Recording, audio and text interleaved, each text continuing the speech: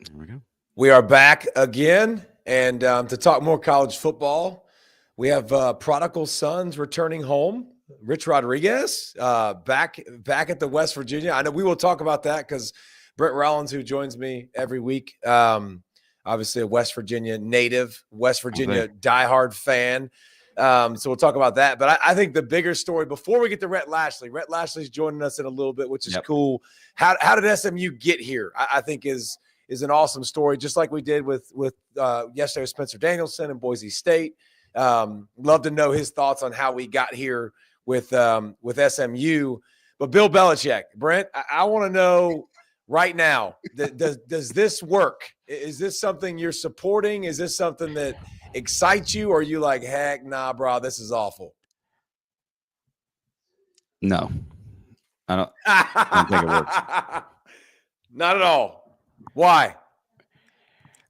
Sneaky thing with this. The recruiting part, I actually don't like. I think he can get players to come. Can he get the right ones? Because drafting for him over the past, say, 7-8 years, not good. Struggle bus, and would make picks that, against the consensus board where everybody's like, what are you doing? That actually wouldn't pan out. I mean, if you talk to a Patriots fan, they didn't pick a good receiver in 20 years.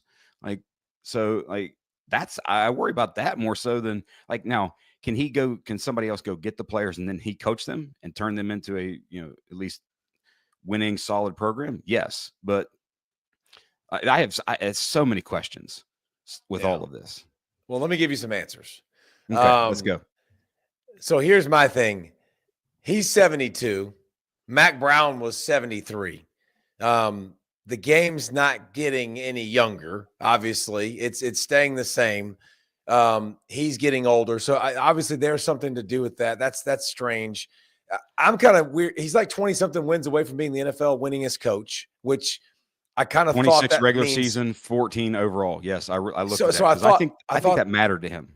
I thought it mattered to him too. So I thought that would be something that he would maybe strive for. I think it's going to work, Brent.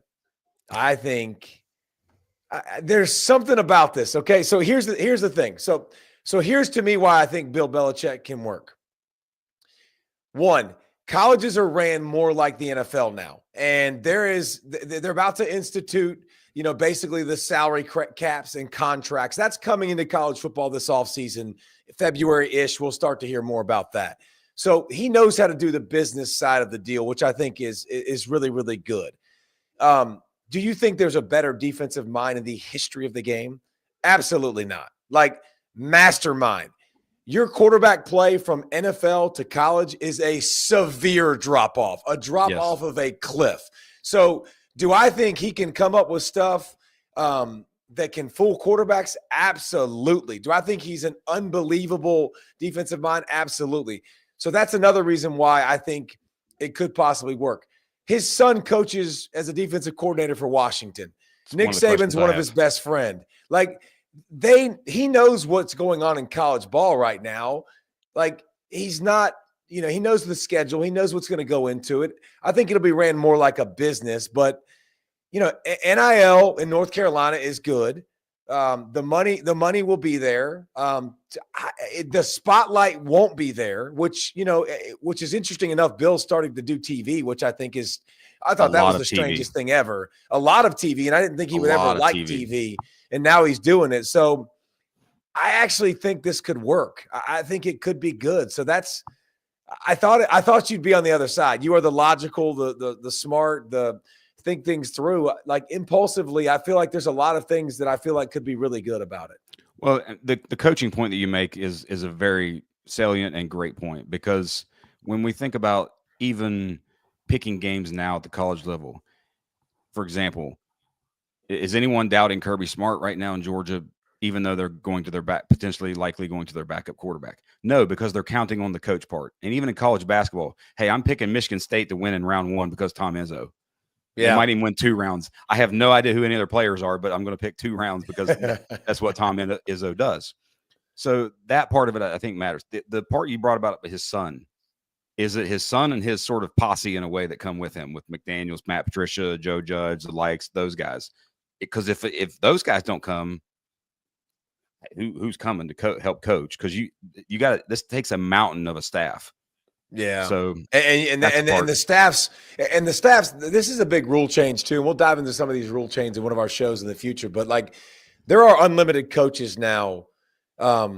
Now, like in college football, it used to be very rigid. You only could have this many. And when the cameras and everybody that was watching practice in the media were there, none of those guys came out. And then as soon as the cameras left, all these coaches funneled out. And you've seen for years, like, Saban bring on all these ex-head coaches, whether it be, Butch, former head coach of Tennessee, and Charlie Strong of Louisville, and all over the place. Sark, Lane Kiffin, like all of these guys, like, he's brought on his staff to build and to grow.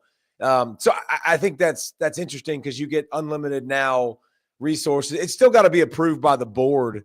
But if I'm North Carolina, man, I could go for a young whiz that I don't know what I'm going to get. But I got one of the greatest coaches of all time. And kind of a why not in a way. I think it's a lose-lose for North Carolina, or win-win for North Carolina. Like, I think that, if you can get this approved, which I think is the next step, you got a guy that you know he can coach ball. Do you know if he has the relationships? No. I would argue that Cignetti is an older, crotchety guy, but he's a ball coach, man. Like, he is a no-nonsense ball coach in an era where we've got more entitlement than ever. We've got more kids that are having their hand out. Like, I think development is going to be a bigger piece than it has been. And so I think that's part of it. What you get with Belichick is, even if you don't have the better players, you have the better coach. Like, in every game you go into, I feel like you would really, really have a chance. So if I was a North Carolina fan, like, I think I'd be excited. And I think I'd be hopeful. The other part with this, to me, that's just fascinating, that I would love to know, that I'm sure might come out maybe. Did the NFL just universally say no? That we're not going to let you come in and run it how you want to run it. You're just going to, if you want to go. Or did he say no and say, I want to be the GM? Because that was his thing, Brent. He wanted to do that, and quite honestly, you're right. He stunk at it. Like, I don't think he needed to do that part. Like, I think he would have been better off without it. But this dude has more Super Bowl appearances than anyone ever, more Super Bowl wins than anyone ever, like, in the history of the game. And he's like, I'm going to go try college. And maybe it's the sentimental thing, because his dad coached at North Carolina. So I know that there's some ties there when he was a wee little man. His dad was a college coach for a long time too. Yeah. So Navy. That's part of it too. Austin's excited. North Carolina fan. One season of 10+ wins in the last 20 years. Can't get much worse. I mean, why not, right? That's kind of the feeling there. Love Belichick. New Tar Heel fan. I love that. That's interesting. Might get a new fan base. Maybe. I think that the sad part about him, he also had the GOAT at quarterback for the last 20 years. Don't That's bring what that somebody up. else said. I don't want to. I know your feelings on that, so I won't go there. I don't want to derail the show. But Tom Brady isn't Tom Brady without Bill Belichick. Bill Belichick isn't Tom Brady. With a team ready to. Hey, if Peyton Manning played on all of those Tom Brady teams, Peyton Manning would have all of those rings. Like, not going to go there, Brent. Don't do it. And either way, the GOAT is Patrick Mahomes. If you want to talk about the GOAT at quarterback, that dude's the best to ever do it and the best to ever play the position. If you really want to get into it, the longevity's coming for him, but like winning with less, doing unbelievable things that we haven't seen, the unbelievable nature of his business. But don't let that the other part about this. You did that on purpose. Brent's my neighbor, one of my best friends. He knows exactly what that was going to do to hit that button and show that, and I it hit worked. The button a little bit there. God. But the other part about this, the fascinating part, is what did we talk about all offseason last year? College coaches are going to leave and go to the pros. It's becoming overwhelming, and they're looking at the lifestyle of the pros. And then the greatest pro coach of all time says, "Hey, I'm going to go coach in college." Like complete opposite. So that to me is also it's just it makes it more interesting. That's for sure. Yeah, and there's a reason. The reason is recruiting. Like all these coaches, you wonder about. They wonder about the lifestyle. The lifestyle is 24/7. Now, listen, guardrails are coming. Brent, I'm telling you, this offseason, structure. There will be structure. Listen, there'll be contracts. Like these kids will now come out of high school, and it will be determined how many year contracts they're signing. But there's going to be contracts, which leads to less tampering, which leads to less NIL. The collectives, by the way, in college football will go away. That will disappear.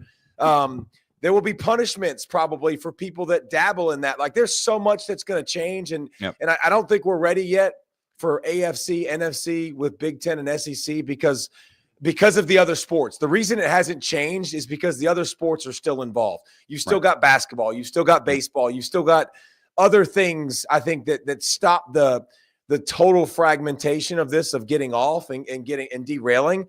But yeah, like that's if you had the list of things, Brent, that I would never thought of would have happened, Bill Belichick being a head coach in college football. I never in a million years did I think that was even remotely possible.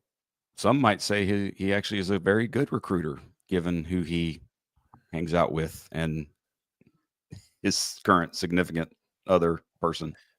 I had a guy tell me a long time ago, and I'm not going to mention his name, a famous head coach.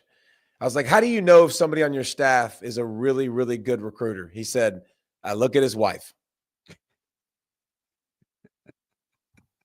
I mean, anyway. I mean, that's like if he's got the mouthpiece to get a fine honey, like that's part of the deal. So he can sell. He can sell. He can sell. But with the new coaching changes too, you can allocate people that are just recruiters now, and you can have guys that are just ball coaches. Again, that rule passed this past off season. So it was a big deal with coaches because it's going to get coaches off the road a little bit more, which I think is something that people want. So what did you think of the prodigal sons returning? Rich Rod at WU, Scott Frost at UCF. Scott Frost obviously makes a ton of sense. I kind of like this quote, by the way. Scott Frost said, sometimes when you're climbing the ladder of success, he said, you don't realize, you don't stop and wait with what you're happy when you're happy. And you keep going to pursue. And a lot of times it doesn't lead to happiness. I thought that was pretty cool. I think it's a good saying for us. Now that obviously it's different because he went to his dream job at Nebraska. And failed and came back, but he was successful at UCF. It's a place where it's a different, there's so much recruiting there in Florida. Like you can throw a rock and hit a guy that can run a 10-500, like that's one of the sneakiest great jobs to me in college football, especially now that you have the automatic bid stuff with the conference alignment, with them being in the Big 12 now, because not only do you have the recruiting base, you have the alumni base. Like many people don't realize UCF is third in the country in terms of largest enrollment.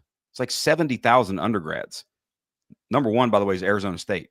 So some of these schools that like they got tons of students, tons of alumni, tons, which typically means tons of money and into the program that could potentially be there. And the location of that, it's not like you're in Miami and you're in the complete South Florida and you're maybe not going to resonate with some of the South Georgia kids or into Atlanta. Like being in Orlando, you go down to Miami, go up to Atlanta, South Georgia, over to Alabama. Like it's recruiting just central right there. So that's a sneaky so great much job. Speed. So would you rather have Scott Frost, Rich Rod, or Bill Belichick? I mean, that I think in terms of just sheer coaching, you would always want the best of those coaches. But I think for where each is at, I think each is likely a perfect fit for where each is at, especially Rich Rod at WU. Because so they're at least not boring. Talk to me, WV man. They've been boring and stale for years, and it's just not fun to watch.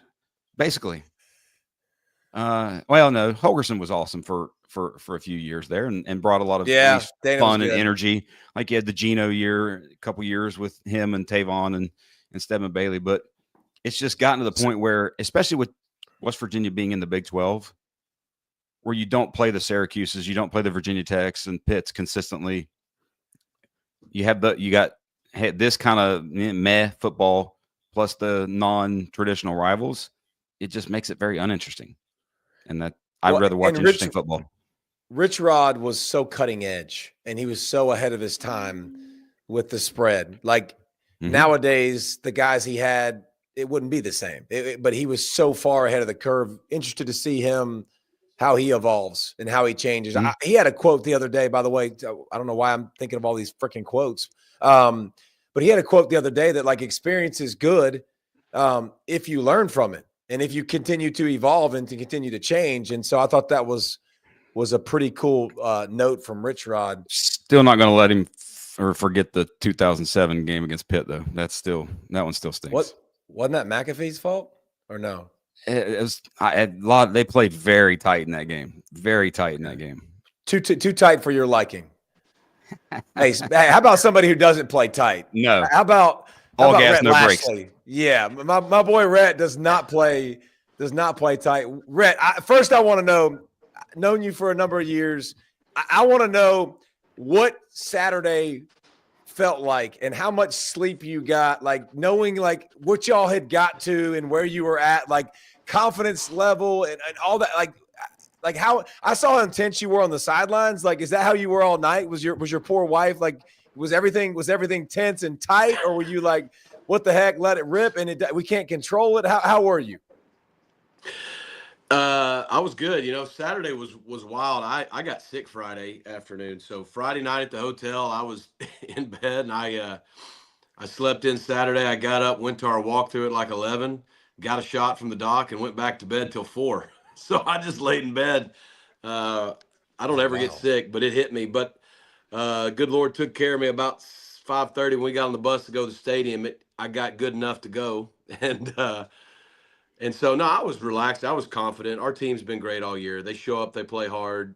I knew we were prepared. I thought we'd play well. I know our guys were bummed that we played such a poor first quarter, but I'm intense in general, so that's just how I am. And I also thought maybe some things didn't go our way, and I wasn't real happy about it. But, and then just the way our guys battled when it looked really bad after the first quarter, I was really proud of them. And then, kid kicks it through from 56 at the end, and that's it. It was a quick ending. So, and then we had the 12 hours we had to sit around and wait. Yeah, that's the part that I imagine had to be the worst. Yeah, I mean that was a weird mix of emotions, because you know how it is after you lose a game. It's process that you go through all the feelings, and it's like grieving. Yeah, it's basically you're grieving the loss of a game. And, what was weird is we hadn't lost since September 6th. So that was a feeling we hadn't felt in a while, which is awesome. But then it was just different because you're by the time you were out of the locker room, your disappointment that we didn't finish and win a championship game shifted to just your unsettled, probably anxiousness about like, well, is that going to cost us an opportunity to be in the playoff, or did we do enough? And feeling like we did enough, but just not knowing what would happen. Man, I think about this team, Rhett, and where you guys are at.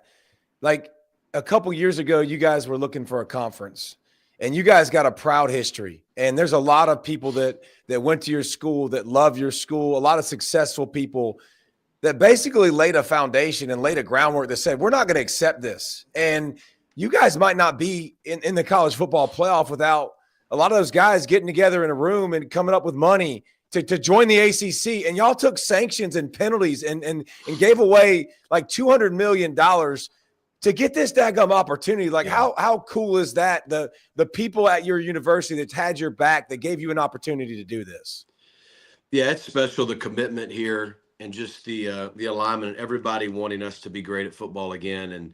And knowing that if we're really good at football and basketball and in sports, particularly in a conference like the ACC, that it elevates the entire profile of the university. To your point, we have a proud history. I mean, Doak Walker played at SMU. everybody knows about the Pony Express and Eric Dickerson and all those guys. I mean, we won 11 Southwest Conference championships. Southwest Conference was the conference for a long time. And so, and then we had it all taken away. And I'm not saying that we were right on everything we did at 45 years ago or whatever it was, but it was also the worst penalty anyone's ever been given. And there's a reason they haven't done it again. And so our program had to climb all the way back. And you know, when the Southwest Conference broke up, we didn't get to stay in what is now called power conferences. And so I'd say probably 10 years ago, you know, shortly after probably TCU went to the Big 12 and really went all in on football, and then Gary Patterson, that program he built, you know, I think that helped wake a lot of people up here and go, hold on a minute. Like, if they're doing that over in Fort Worth, we know what we can do in Dallas. It's time to get back at it. You know what I mean? And then it's been just slowly ever since then. There was a few coaches that came and made it a little better. June Jones and Chad Morris, and then Sonny and I came at the beginning of his tenure, and then I'm blessed to be the coach now. But, you know, about 5 or 6 years ago, we just started winning, and everyone got behind the program. And so for them to give us the resources to get us into this conference, you know, you said it best. We gave up. People keep saying all these things like we bought it. We didn't buy anything. We just gave up the revenue for some things to get in, which every team does when they join a power conference, but they don't give up all of it. They usually give up percentages of it. And it's a lot of money that a lot of people that care about this university came together and said, we're going to support this program through the next 5 to 10 years so we can be competitive now. And I think you're seeing the results of that. So, Coach, you obviously were at SMU as the OC for a couple of years, then went to Miami. What was it that made you say yes to go back to being the head guy? Because obviously it was a good experience in that time frame for you to say yes.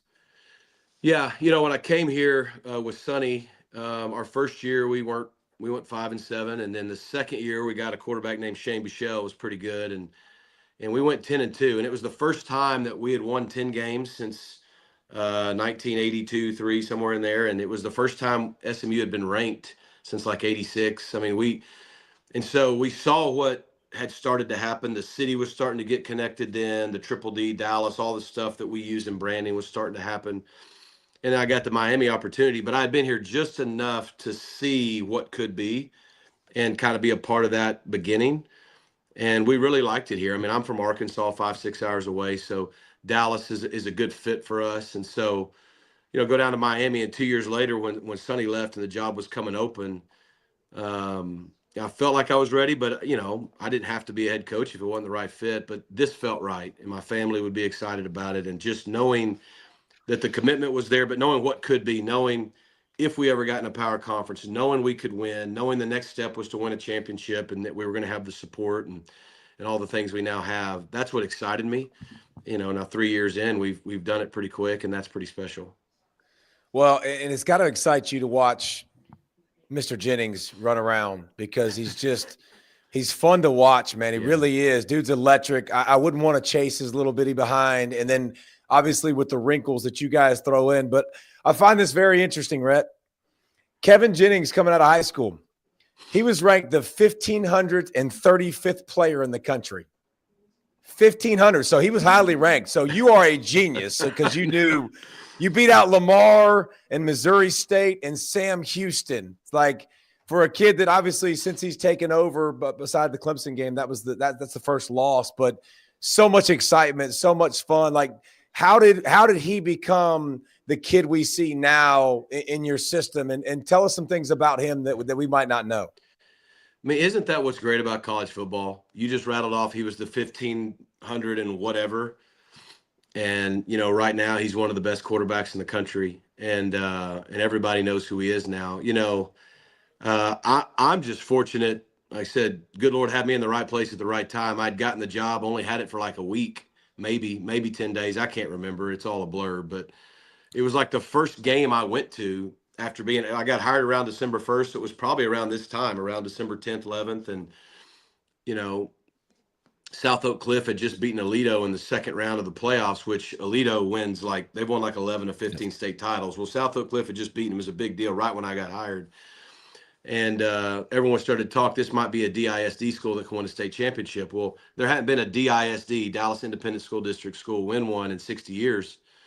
So I go to this game at the Star where the Cowboys practice on a Friday night, to watch the 3rd round playoff game between South Oak Cliff, which is Kevin's school, and Lovejoy. And there's talented players on both sides. And, you know, I really don't know what I'm doing. I mean, I'm literally trying to figure out how to be a head coach, keep my roster intact, all this. And I've looked on Rivals to find out that the class I've inherited didn't have a quarterback. So I'm like, well, that's cool. They didn't recruit a quarterback. That's not normal. So anyways, I go to this game with our OC, Casey Woods. He'd probably been hired like 2 days earlier. I don't even know. And somebody handed me a sheet, said, hey, go look at this corner at Lovejoy, this linebacker. There's a junior receiver at South Oak Cliff. And, oh, by the way, the quarterback at South Oak Cliff's committed to Missouri State. He's pretty good, but whatever. So I go. So I'm really there, like, supporting Dallas at one of the Dallas high schools, looking at some guys, honestly just happy that, like, I'm just watching football and not dealing with all this new head coach stuff. And like a first quarter into the game, you're like, I looked at Casey, I go, what am I missing on this quarterback? Like, he's pretty good, you know? And he goes, yeah, he's real good. And so we just kept watching him, and it was just obvious. He was a stud. He was smooth. He was a quarterback. He was throwing the football, back foot hitting, coming out on time, deep ball, perimeter. You get it out quick. He could pull it down, though, and keep his eyes up when he scrambled. He'd pull his own read and go 30, but you weren't drawn to him because he was a runner. He's just a really good athlete playing quarterback. And then what really was cool is his presence. He'd come off the field, and you could just tell, you know how it is. Like, he's the alpha. Like, these guys follow him and no one else. And, like, when good things happen, they're looking at him, and he's like this. And when bad things happen, they're looking at him, and he's like this. And we offered him after that game. Of course, they went on to win the state championship. And a few weeks later, he visited. But what makes him special, man, it's just his DNA. His parents did a great job raising him. He has got the perfect balance of, he's incredibly confident, but he's super humble. Like if you just go out and watch him, he's just like a big kid playing. Like, we were, I think we were at Louisville, and we had the lead at half, 24 to maybe 13. They come back, they tie it 27-all in the 4th quarter. And he's over by the water deal, like dancing to whatever song they're playing in the place. And we're like, Derek looks at me, he's like, are you kidding me? And I'm like, whatever, man, you know. And then he leads us on the game-winning touchdown drive. Like, he'll throw a pick, he'll come off and be kind of like, my bad, and he'll go right back out, and he'll be ripping it the next play. And he just plays with a very cool calmness, but such a confident demeanor that all the great ones have. And it's hard to put into words, but you know it when you see it. So, Coach, you mentioned De'Eric. I don't know if many people know that De'Eric King is your quarterback's coach that played at Miami after transferring. Talk about the Miami pipeline that has kind of infused your roster, because, I mean, and what specifically 2 guys. What was it about Elijah Roberts and what was it about Brashard Smith that you said, hey, if these guys get an opportunity here, they can be big-time players, because that's what they've become for you? Yeah, we had some fortunate insider information because we had been there. Whereas in this portal world, sometimes you're predicting and projecting and you're trying to figure it out. With Elijah, after our first year, you know, getting to know Scott Simon's scheme, I knew he knew what he was doing, and we played with a field 6 technique in his scheme. And we knew Elijah from our time at Miami because he was on our scout team, and we couldn't block him. And he came in to play DN. They were trying to bulk him up to a 3 technique. He really wasn't a 3 technique. I mean, he could be, but he didn't want to be. And so we had the benefit of knowing him. And so after our first season, we had to go fix our defense if we wanted to win championships. So he got into the portal, and Garen, our O-line coach, and I, who had been at Miami, were like, I think Elijah could play here and play that field 6 technique. Like, we just knew him. And there wasn't a lot of film. In the little film there was, they'd put him in Mario's first year, I think, trying to play him at 3 technique, and it was okay. But like, I wasn't blaming our defensive staff for not being like, yeah, we want that guy. At the same time, we're like, look, trust us. And sure enough, they did. And he came in, and you talk about a winner. He's one of our team captains. He got more votes than anybody for team captain this year. He's an absolute stud. And he's been a great field 6 technique for us. He can, you know, do it all. And then, so we had that knowledge of him, though. And then with Brashard, it was the same way. We recruited him. We coached him his freshman year. He was behind guys like Mike Harley and Xavier Restrepo. But he was a true freshman. But you could just tell he was as a receiver. Yes, as a slot receiver. He was kind of recruited to be that Percy Harvin type player. You know, like, he's a slot receiver, but he can also run the ball. He's like a running back once he catches it. and we were excited about that. Of course, we didn't get to coach him after the first year, but we did. We played him a little bit as a freshman. We put him in the backfield and flip him a reverse, slide him into the flats, put him on a wheel route. Like, we just get him the ball. And he stayed there our first 2 years here. He stayed at Miami and backed up Restrepo and played, but, he was backing up Restrepo.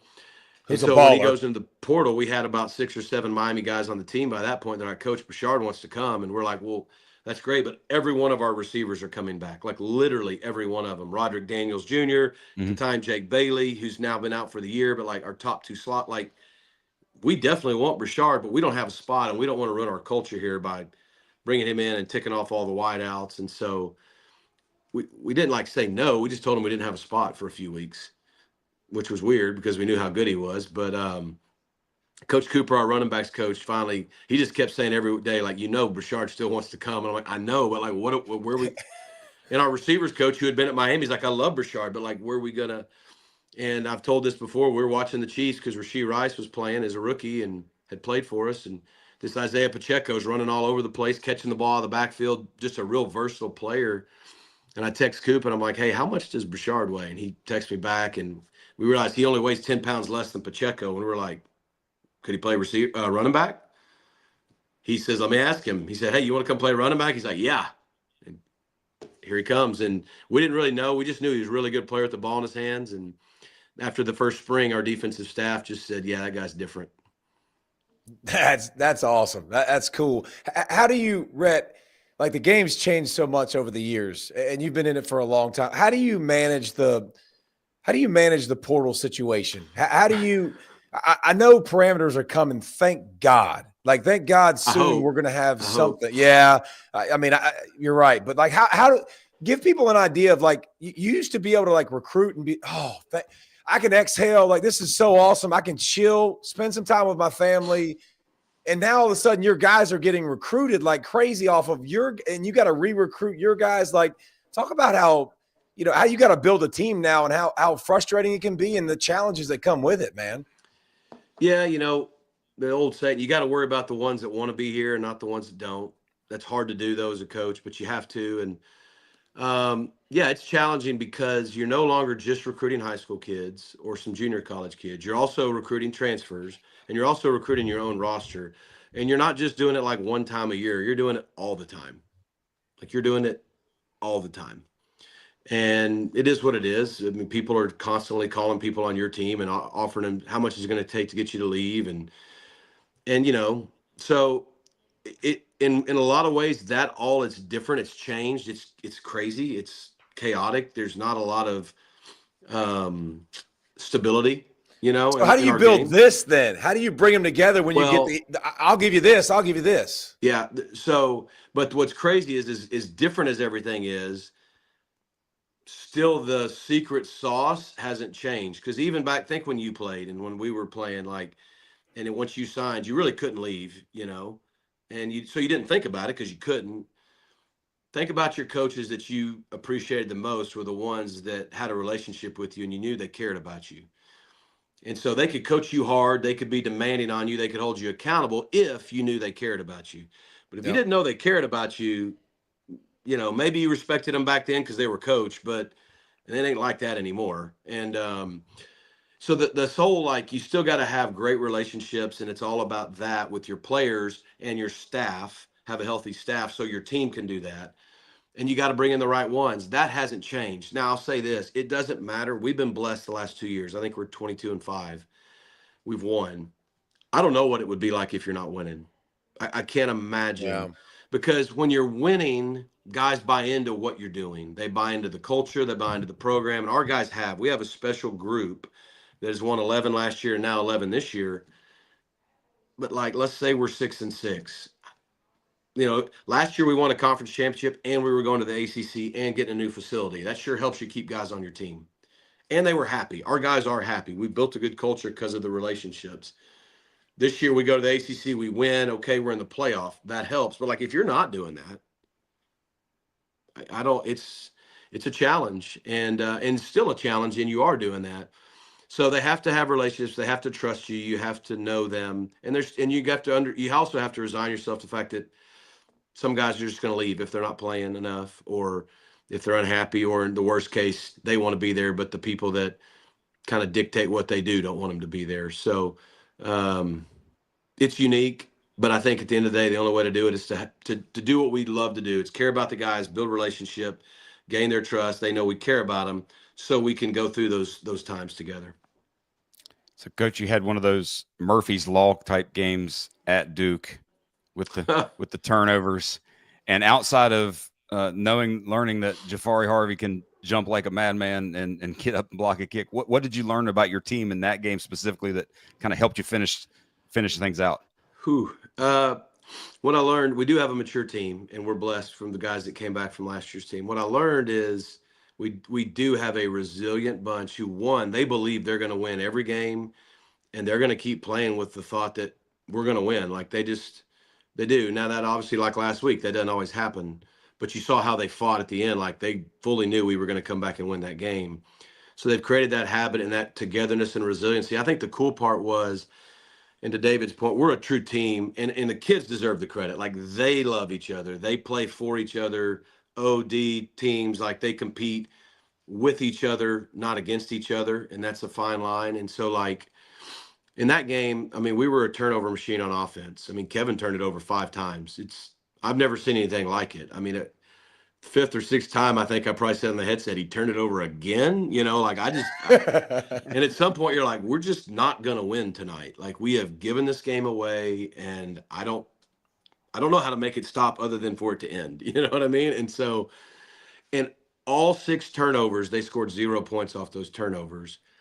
And I don't see it as much, but all our coaches after the game were like, you guys don't even understand. Like our defense would come off after a stop, and it felt like 3 plays later, we turned it over on like our own 35.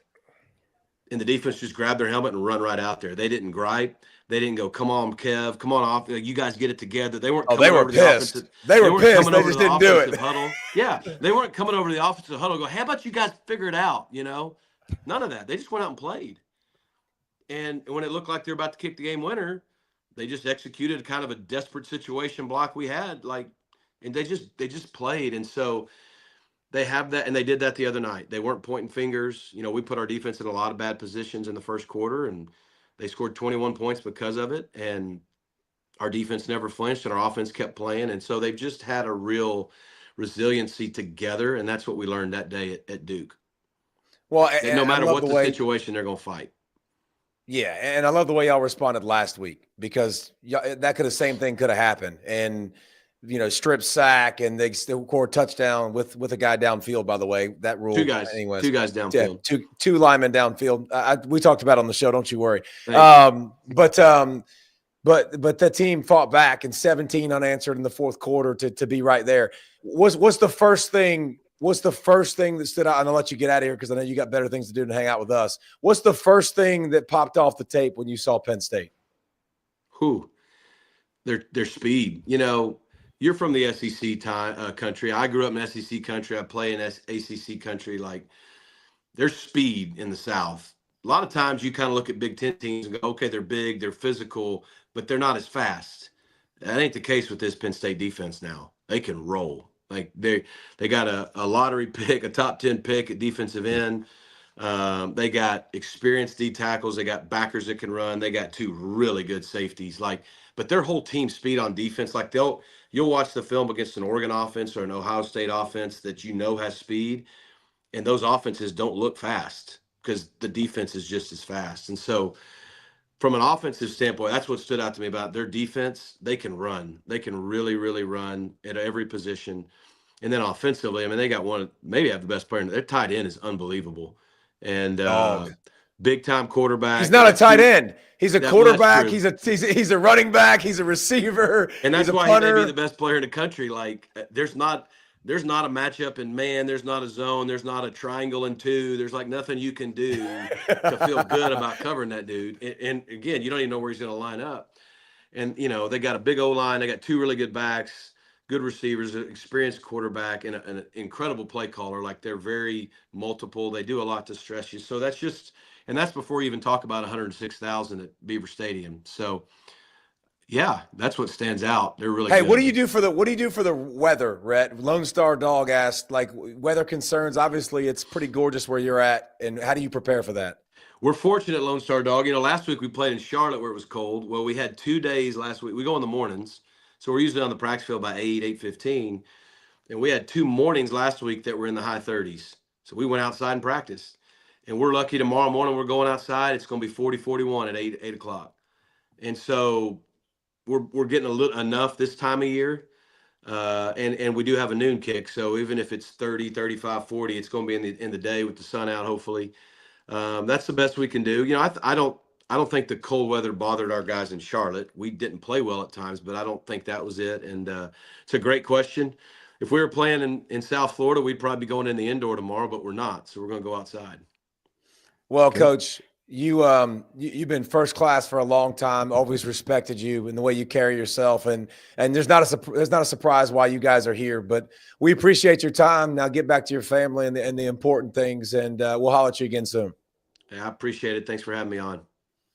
Thanks, Coach. All right.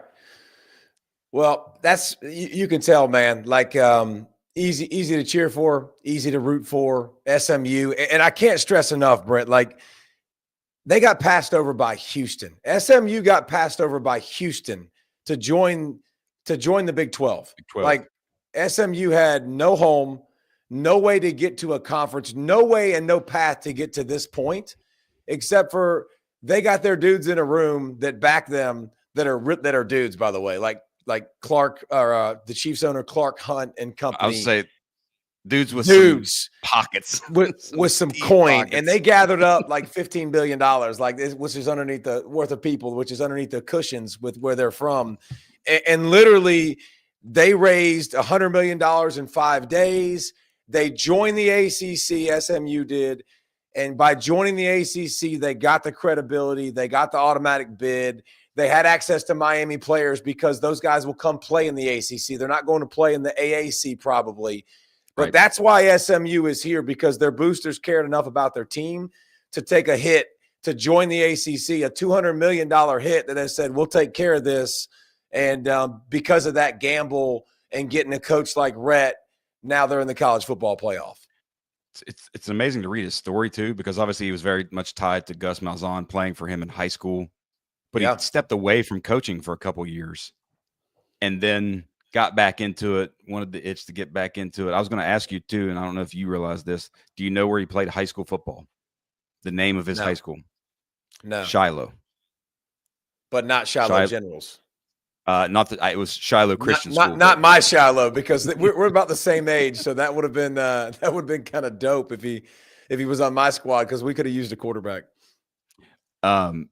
So we got one more team we were going to look at tonight. Yeah. Let's go to Indiana. We talked about Arizona State yesterday. We talked about Boise yesterday, and just like, it's funny because the path is going to be the same. By the way, if you look at Indiana is in the college football playoff because Indiana got a new coach like Rhett Lashley for SMU that had a pipeline to their old school.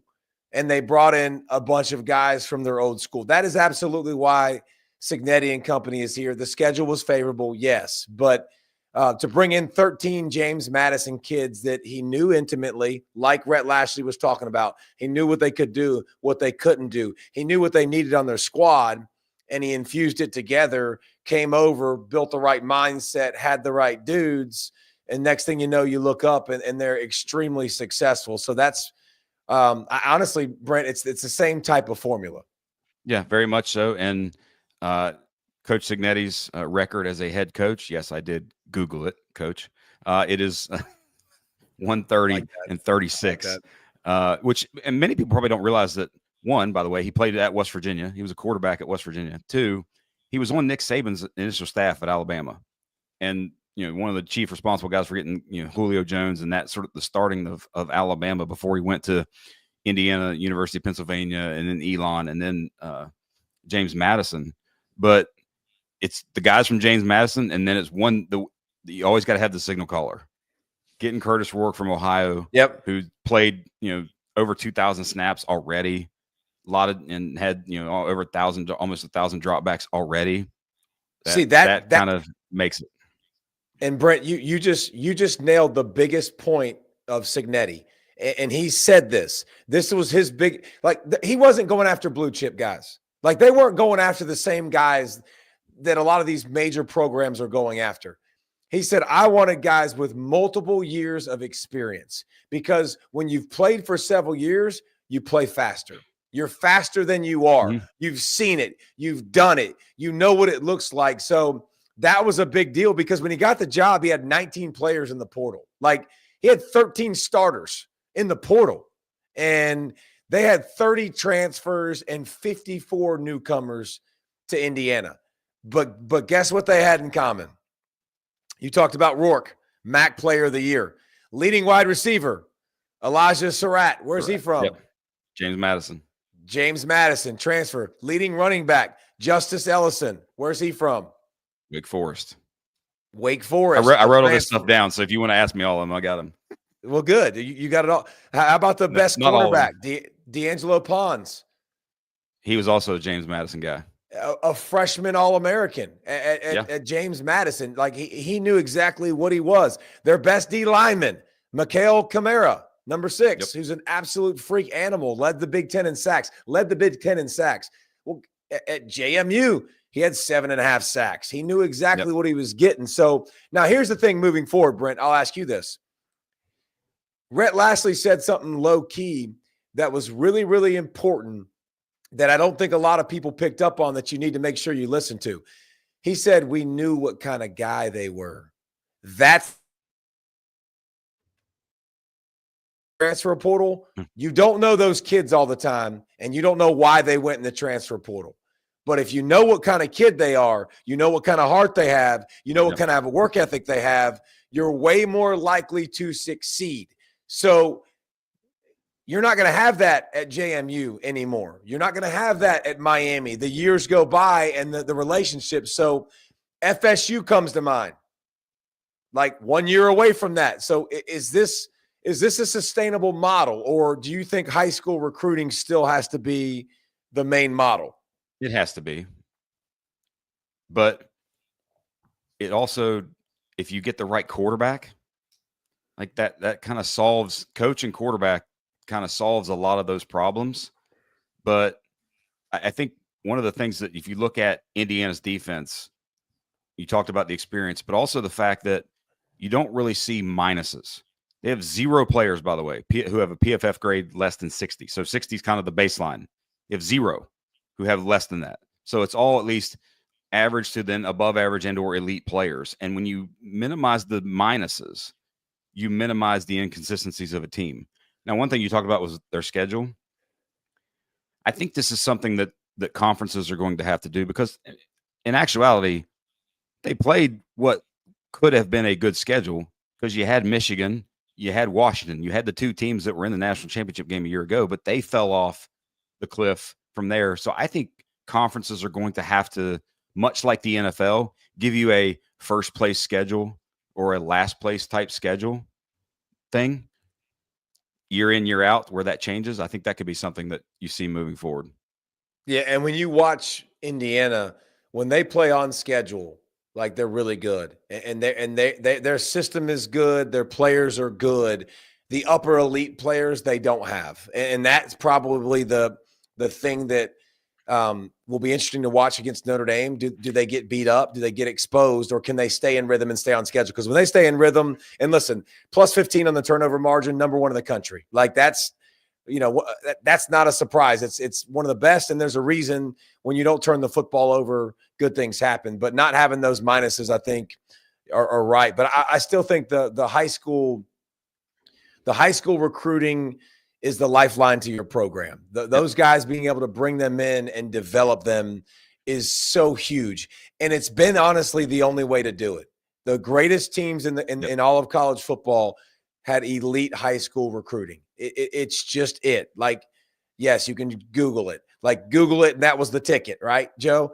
But the thing is, now Lane Kiffin, came in and bought a defensive line and a defense and an O-line and some guys. Cignetti and company went to JMU and did the transfer portal. We just talked to Rhett Lashley, who had success with the transfer portal. So you're seeing it in college football have a little bit more success. So it'll be interesting to watch the blending in the future and what's the right recipe, because again, you got to get in the end, everybody doing this, and you got to have great leadership. And the only way to do that is for it to be a player-led team, to have great individuals that lead the team. And that's hard to find without knowing who they are and recruiting them and developing them. And obviously they got the national spotlight. Game 1, first game of the 12-team playoff is them and Notre Dame on Friday night. So everybody's going to be watching. It's not like the next day where there's 3 in a row and it's a Saturday and people might come in and out or something like that. No, it's Friday night. Everybody's going to be tuned in for that one, because they still, at least for the most part, slowed Ohio State's running game in the one loss.